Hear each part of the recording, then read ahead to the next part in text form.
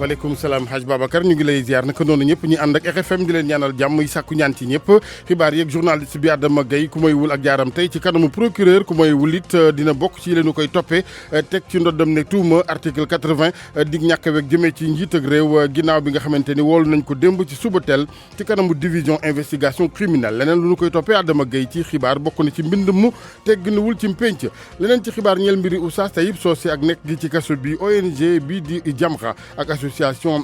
Daarul Quran wal Insaan ñoom fas nañ yéene ginnaaw am ndaje ak njaboot gi daje ak moom oustaz bi ngir rek defi pexe ba buntu feeñ mu génn ci fa mu ne looloo yéene bu Jamra ak ñi nga xamante ni ñoom lañu ci àndal département bu Mbour moom lu toll ci juróomi village ñu farek Sondiara ñooy waa xaar seen wàll ci mbiri PUDC lu jëm ci jumtukaayu nekki na ko dundin dañoo gis ne daal dañu leen caa fàtte ci fànn woowee léeg-léeg sax lenn li bu nu ko soxlaa ngir seen ak dund ñooy làmb poos ya sport gi Malal Junior Diagne culture gi ak soxna Anna Rocha Mamadou Mouhamed Ndiaye ci yéene kaay ci technique bi Abdoulaye Diop.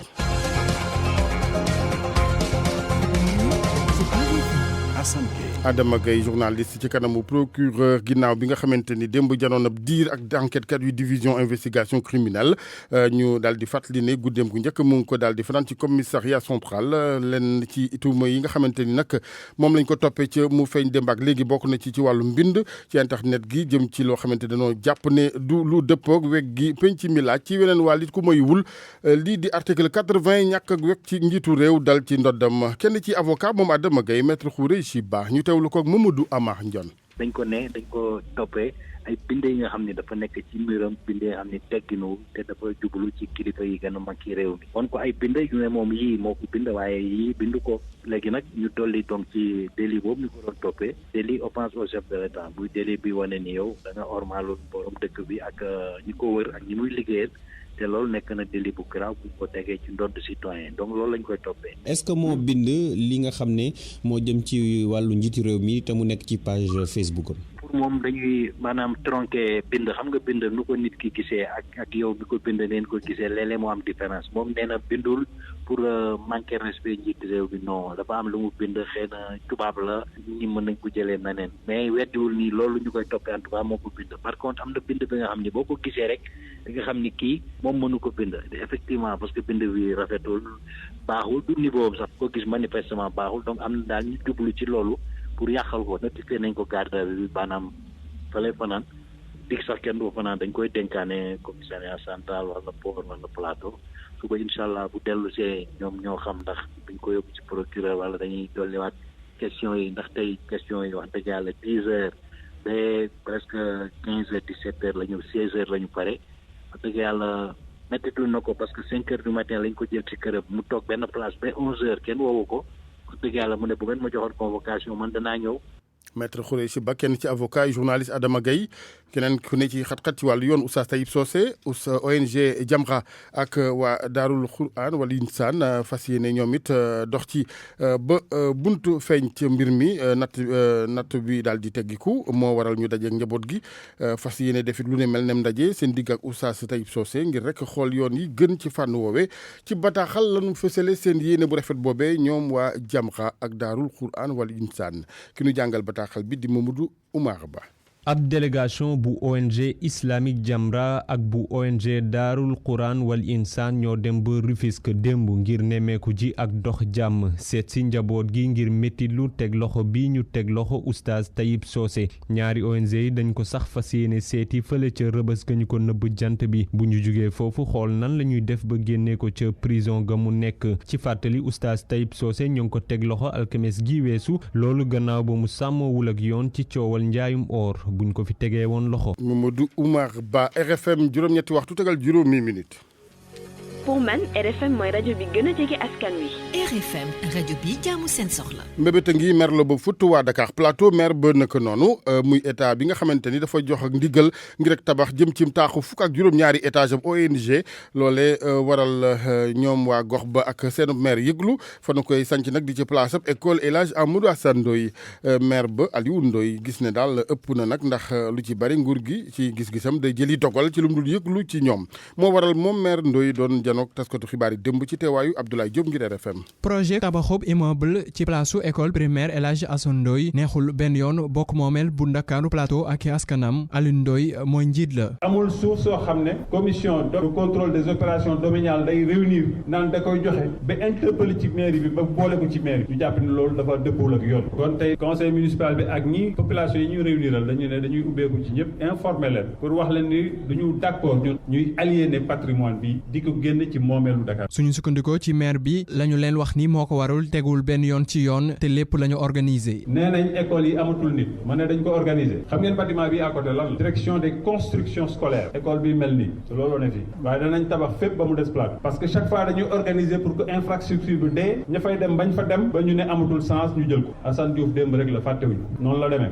Alioune Ndoye ci ndimbalub askanam ne dina jëfandikoo bépp yoon ngir bile projet bañ a antu. ñu teg kuréel boo xam ne day dajale bépp doomu Dakar Plateau pour nga xam ne d'abord benn mu xeex lii mais ensuite xeex lépp loo xam lu nuróog lii la benn mooy école yi nga xam ne yëpp loi moo ko joxoon commune bi ne ko patrimoine bi yow lañ ko jox pour nga gérer dem ba dugal ci juriste yi nga xam ne yàlla baaxee nañu ko pour ñu xool lan mooy légalité at yooyu ñu jël yëpp ba jël loo xam ne moomeelu askan la jagleel ko ay privé. askanub Dakar Plateau taxaw seen ginnaaw maire di woo autorité étatique yi ñu bañ a jox benn suite bile projet ndax nee nañu ngir moytandiku beneenub agression patrimoine seenub bokk moomeel. jërëjëf Ablaye ñu dem ba Mbour ca commune bu Sandiara foofee juróom ci village yoo xamante dañoo jàpp ne daal gisagunu seen wàll ci PUDC gi laalewul ba fa ñoom dañ leen caa fàtte ci seen gis-gis programme d'urgence de développement communautaire moo waral seen ak yëglu ak jafe-jafe yu bari yoo xamante ni am na ci sax yenn ci ay mbébét yu sew siwaan di projet yu bu ko askan wi bëggee dañuy làmb seen poos di dajalaatu Abdourahmane Diallo. Ngomen Kuc Luli Ngongom Mbadat di ay village yu nekk ci commune Sandiara fii nag jumtuwaay yu bëri amu fi Mamadou Ngom mooy chef de village bi. jumaa ji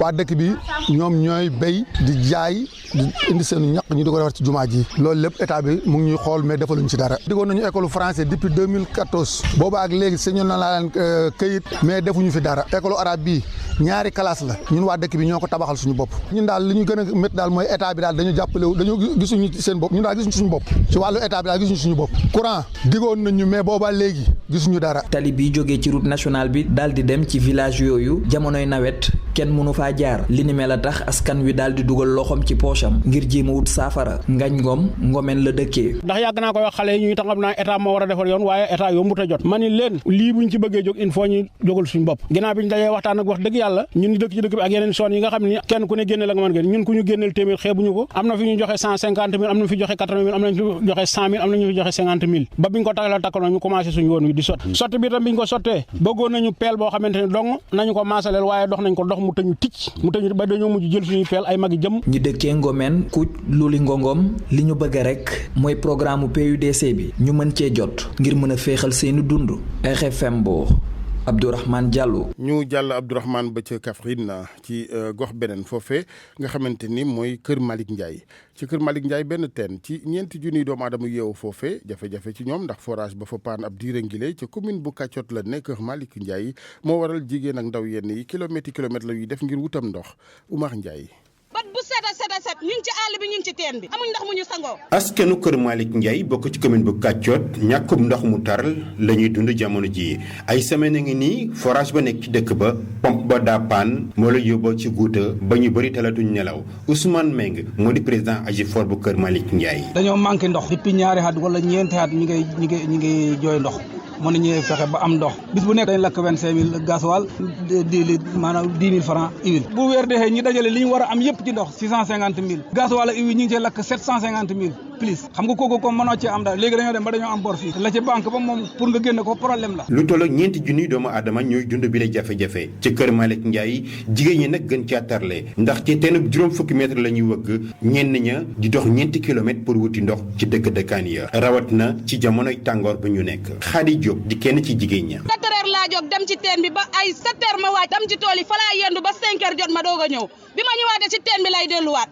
sonn nañu at bu set a set ñu ngi ci àll bi ñu ngi ci teen bi jigéen ñi nag léegi nekkatuñu ak seen jëkkër yi sax talañu ko ndax talañu ko wallu leen ñu rek te yàlla tax ku ñu wallu rek lañ bëgg xale yaa ngi nii sangoo guñu sax amuñ ndax mu ñu sangoo ci suba ba léegi maa ngi ci teen bi gis nga sama loxo yi ni mu daggee yor ay bot yoo xam ne nii fayaguñu lépp man dem toog jaañ mënoo fexe ba ñëw fay mbay mi sax mënuñ koy commencé ñoom askanu Kër Malick Ndiaye ñu ne fu ñu xam yoxoo nañ fa rawatina autorités locales yi waaye ba léegi seen mbir amul saafara ñu am yaakaar bi la yoon ci njiitu réew mi dana ci yor loxoom ngir saafara jafe-jafe bu métti bi ñuy dund. Kaffrine Omar Ndiaye RFM. jërëjëf Omar muy ay yuuxu yu nuy jàllale ñu nit sawar ca lool ndax am ndox ay dund ñeel waa Kër Malick Ndiaye ca Kacoot ca Kaffrine. ñu daal di ñëwaat ba Fatick commune bu Ndiop foofee am nañu ñoom daral bu méngoog jamono foray moderne jumtukaay goo xamante ni téeméer ak fukk ak juróom-ñaari million dem na ca ngir gënal nekk nu jur gi ay fan yu néew yu des ci tabaski gi soxna Aminata Goudiaby. marché habitat bi nag ñi ngi ko tabax ci surface bu toll ci 7 hectares nee ñu nag def nañ fa bépp jumtuwaay boo xam ni day tax jur gi du am benn gàllankoor te itam xaalis bi ñu def ngir tabax ko ëpp na téeméeri million Omar Ba moom mooy maire bu Ndiop. mais nag nekkul daral ordinaire yi ñu faral di gis ndax daral su amee pharmacie vétérinaire ci biir magasin de stockage am fa nga xamante ne dañ fay yar ay ginaar di leen am aussi benn unité de conservation et de transformation du poulet local daral bi ñu tabax Ndiop soo ko xoolee ci xaalis bi mu jar day nekk téeméeri million ak fukk ak juróom-ñaar. ñoom nag ñu ni foraay bi dana leen jural lu bëri ñoom waa commune Ndiop ndaxte Ndiop dëkk la boo xam ni bëri na jur gi jóge ci yeneen dëkk yi di fa jaar. suñu positionnement dafa nekk positionnement bu baax soo xoolee xar yiy jóge Fuuta mbaa di jóge Daara mbaa Linguère mbaa sax léeg-léeg yu jóge Mali ñu leen di yóbbu ci daral yu mag yi fii la ñuy jaar door faa dem dañuy romb suñu foraay bi donc on est bien positionné sur cet axe là loolu moo tax nag ñu am ci yaakaar lool. marché bétail boobu nag jëwriñ ji nga xam ne moom la ñu dénk wàllu élevage moom moo ko doon inauguré Samba Ndiobène Ka moom mu ni nag daañu def seen kéem kattan ngir jàppale leen ci ni ñuy yoree foraay bu ni mel. bi ma xoolee léegi marché bi gis naa macha allah liggéey bi baax na état bi def na ci loxoom jaarale ko ci pasteefu maire dinañ instruire suñuy service lépp loo xam ne day jëm ci jigéen jëm ci ndaw xamal ne loolu ñun dañu naan c'est une obligation ci suñuy programme ci suñuy activité et personnellement nag loolu sama mbiru bopp la. Aminata Goudiaby Fatick RFM. jërëjëf soxna Aminata conseil économique social environnemental ci session extraordinaire talaata tey jile ñoom ñii di waa conseil économique social ak environnemental dinañ daal di déglu ñenn ci gouvernement bu Sénégal bokk na ci ministre Amadou Hott ministre économie soxna Ndeye Saly Diop Dieng mi nu dénk wàllug njaboot geek soxna yi ak it karange tout tànk yi dina fa jaarit ministre beneen yore wàllum xëy formation professionnelle apprentissage ak artisanat monsieur Dame Diop. lépp nag di nekk ci njiital soxna Aminata Touré bu njëkkam ne présidente bu boobu conseil économique social environnemental ci pàttali mu wutu fa woon soxna Aminata Tall. RFM Sport. Sport geeg Malal Junior Diagne maa ngi lay nuyu Malal. maa ngi la fay Alaaji Assane. bismillah. nu door ak wàllub basket jëm ci Coupe d'Afrique jigéen ñi xam nañu démb Sénégal ñan la bokkal ci poule muy di Égypte ak Côte d'Ivoire yi fii démb dañ ko xeweloon fii ci Ndakaaru ndëxëñ li ak Youssoupou Dia. Sénégal Côte d'Ivoire mooy affiche wu match d'ouverture bi ñu war ko amal le 10 août bu 19h jotee Dakar Arena gaynde Sénégal suñu noppee war a daje ak Égypte ci groupe boo xamante ni dafa abordable ci gis-gisu président fédération sénégalaise bu basketball maître Babacar Ndiaye. tirage bi ni mu demee mun nañu wax ne match bu yomb moom amul mais abordable na suñu poule bi parce que Côte d'Ivoire la ñu war a jouer ak Égypte. Après il y a les matchs croisés en principe les équipes de la poule A doivent rencontrer les équipes de la poule D. Donc boo xoolee même croisement bi aussi ba léegi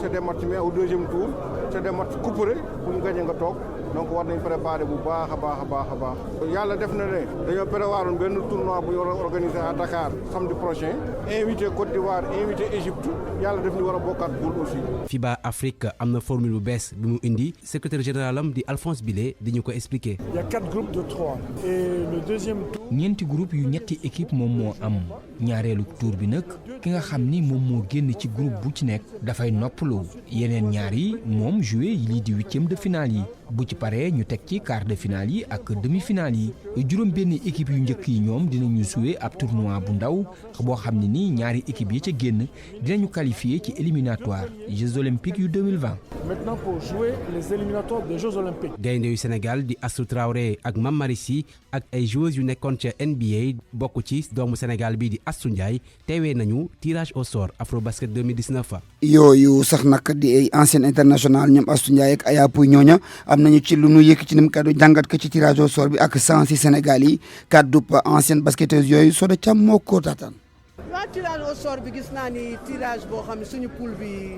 alhamdulilah mën nañ si génn te bu soobee suñu borom tam dinañ si génn. mais est-ce que duñu ragal benn équipe yu mel ni comme équipe Égypte bi nga xamante ni yàgg na bañ commencé seen wàccaay. dama ni la ragaluñu kenn ñun ku ñu xam rek xam ni basket Sénégal dëkku basket la nekkuñu fukk ak benn yoon xaw ma fukk ak ñaari yoon champion d'Afrique pour rien képp koo ñu indi rek dina xam ni sénégalais yee fi nekk te tuddewuñ ñu tam yoon ci Mali Poro du dëgg. dañ ko jël au sérieux amul équipe bu ndaw wala équipe bu mag yooyu yëpp mën na ne mais lépp loo gis rek ci préparation bi la nit ki am na fooy toll ci préparation lépp lu ñëw rek da ngay dem sa yoon doo xalaat ne équipe bii lii la wala laal parce que ñun c'était comme ça ñun équipe bu taxaw suñu kanam day ñëw buy ñëwee rek wala ñu mën a dem suñu yoon. du affaire de chance mais poule bi c'est lu abordable la loo xam ne Sénégal mun na tegu ci kaw ñëpp normalement bu lépp jaaree yoon. si fi ñu toll nii ci compétition bi lépp possible na donc Sénégal il faut que mu ñëw rek chaque match mu jouer ko comme finale. te ci dëkkam la nar a jouer est-ce que loolu du doon pression de plus. well normalement dinañu war a teg tuuti pression mais bu dee ci match bu njëkk bi ñu bàyyi ko ginnaaw après parce que bu commencé na amatul dellu ginnaaw. chance Sénégal lan la pour yow. non ci kaw ci kanam rek dem premier match du podium. Sénégal googu la kon wax nañu ñu bokkal poule B ba Nigéria champion d'Afrique moo fa ne ak Cameroun ak Tunisie Mali ca poule C mook Angola ak RD Congo Mali Angola match yu métti lay doon Mozambique Cap-Vert Kenya ñoo nekk ca boobule poule D. kon gannaaw loola itam nu waxtaanee basket beneen boo xam ni waa NBA Africa noo ko daal di kon defar foofu ca Géejawaay ab terrain la bu baax bu nu jagleel waa Géejawaay yooye daal di koy kon jox nit ñoo ngir ñu mën ca di tàggatu ne noonu nag yëf yi ñoo ngi ko daal di samp foofu ca commune Ndiarème Limamoulaye ca Géejawaay. keneen ci wàllu basket bi itam di Maurice Ndour yëkki na kàddoom ci lii fii ni muy doxee guddiñ toll ni jëm ci waajal coupe du monde bi ak itam ñàkk ndorteelu tàggatu ci gaynde yi ak itam situation basketu réew mi Maurice Ndour international basket bu Sénégal la ñuy déglu. situation bu métti la parce que ñu ngi wax coupe du monde la ñuy wax. niveau mondial la ñëpp a ngi xaar Afrique te bu ñu nee Afrique Sénégal c'est bokk na ci dëkk yu ñëpp di xaar te équipe yi ñu considéré ñi ñoom ñooñu gën a aay ci parce que commencé nañ ñu ngi ci regroupement ñu ngi entraîné wu ñun déjà ba léegi nii commencé guñu xamuñu kan mooy ñëw kan mooy dem et situation bu vraiment bu triste la. gisoon nañ 2014 naa la fa demee mais on a fait un maximum de 60 jours ensemble balaa ñoo commencé compétition yi te gis ngeen résultat bu ñu indi donc c'est important te côté boobu faw ñu gën cee liggéey su ma la déggee bu baax moom mooy am na dëkk yoo xamante ni tàmbali nañ déjà seen wàccaay te Sénégal tàmbalee ko est-ce que loolu day fay am na muy wàññi ci joueurs yi nar a dem.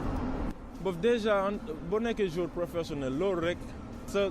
psychologie dina ko wàññi tuuti parce que tu te dis que pare woo même boo parewee sa équipe parewul xam nga donc ça c'est un problème côté objectif bi tamit bu ñu waxee objectif man sax je me demande lan mooy objectif équipe nationale Sénégal lan mooy objectif fédération bi parce que mënoo moo wax ni da nga bëgg a dem coupe du monde pour def performance yu baax wala da nga bëgg a gagner coupe d'Afrique pas comme ça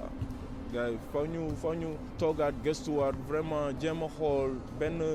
plan d'attaque pour mun a changer les choses et puis ñu mun di commencer équipe nationale yi di commencer à temps ñu ngi ñaan daal xëy na fii ak fan yi di ñëw situation bi changer ndax gars yi mun a commencer entraînement pour waajal coupe du monde bi. situation boobu nag mooy ba léegi góor ñi dañoo amut entraîneur ndax Abdourahmane Ndiaye Adidas mooy seen entraîneur waaye contrat am ba dafa jeexoon mu lankoon ndaare ni bañ ko doon proposé du ko signé am na beneen bu nu xabaar ne démb jox nañu ko ba moom Abdourahmane Ndiaye Adidas daal dina ko jël jox ko ñi nga xam ñooy ay lawakaawam ngir nu liir ko laata mu ko xaatim ñu wax nag ni coupe du monde bi daal ma nga war a amee ca Chine ci njeexitalu weeru août kii di Gana Gueye football la ñuy waxtaanee ngir jeex alaaji tey ci talaata ji lay xëy signé contrat ca Paris Saint-Germain ca France lay daal di football ci at yi di dikk moom nag xaatim na ab visite médicale am démb def nañ ko ñu xool yaramam amut nor amut dara loo xam ne daal lu ca jaaduwul la wér na ba ni péng kon tey ci digg bëccëg gi dina xaatim contrat ba ngir nag football ca Paris Saint-Germain bu ñu waxee ne Paris xel dafay daal di dem si ay sóor yu mag yu mel na que Cavani ñoom Neymar ak ni ñoom Mbappé ak ñoom xale italien bi di Marco Verratti mu war a kon fekk ñooña loola di njëriñ ci moom waaye itam di njëriñ ci réewum Sénégal. jërëjëf Malal yow sa contrat dañ ko verrouillé ba fii léegi fukk ci at fekk nga màgget nag ku mu neex mën na jël Malal yi ñëw jaaj ñi ak RFM kumpa jeex na. ñu yegg sa génti chronique culture beeg soxna Anna Rocha. maa ngi leen di nuyu mbokk yi. édition 2019 festival international Colors of Ostrava daal dina jeex niki semaine ji weesu animateur rajo bi di Nicolas Diop bokkoon na ci concours de slam poésie mu mujjee ci ñetteeli place bi ci fukki candidat yi nga xamante ne ñoom ñoo bokkoon ci boobule concours mu jël boobee raaya ak texte bi mu jégleel alam bi Nicolas Diop moom képp moo doon représenté continent africain bi ci République tchèque fi ñu doon amale boobule festival ñu déglu ko. ndam la bu rëy bon guleet la ci man en tant que slameur te lu rëy la woon ci man bi ma jotee courrier bi ak bi ñu ma waxee ne dañu ma sélectionné parce que suivre nañ suma ay activités artistiques mu doon lu rëy ci man ba ma ko yëgee processus bi après voilà ça a pris plus d'un an donc ñuy topp processus bi pour ma mën a participer ci concours international boobule nga xam ne je n'ai rien demandé ils m'ont juste sélectionné parce que dañu gis ne peut-être li may def intéressé na leen c'est une grande fierté pour man rawatina ba ma demee jël sama drapeau wane ko ca kaw solu ci samay solu réew puis développer thématique boo xam ne dafa interpeller àdduna bi yëpp muy protection de notre environnement bu ne artistes yi war nañ di gën di soobu ci xeetu thème yooyu la parce que tout simplement nit yi dañu soxla porteur de voix yi ñuy jël yenn thèmes yi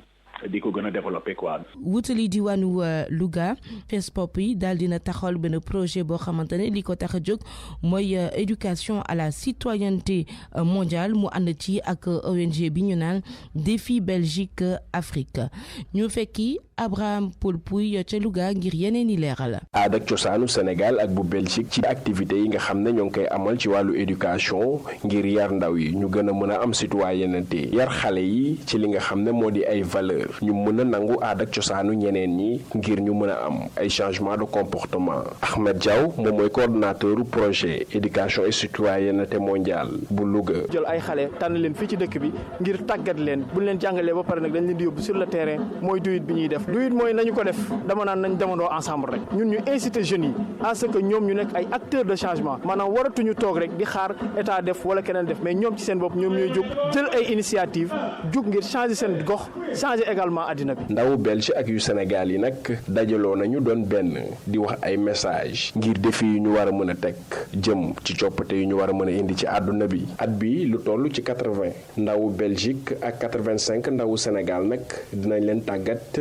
ci du it 2019 bi te Précimol mu ngi ci ñetteelu édition wam. di ko jaajëfal di leen jaajëfal bu baax a baax yéen it mbokk yi ci déglu bi dig daje ëllëg incha allah ci beneen chronique culture ci RFM.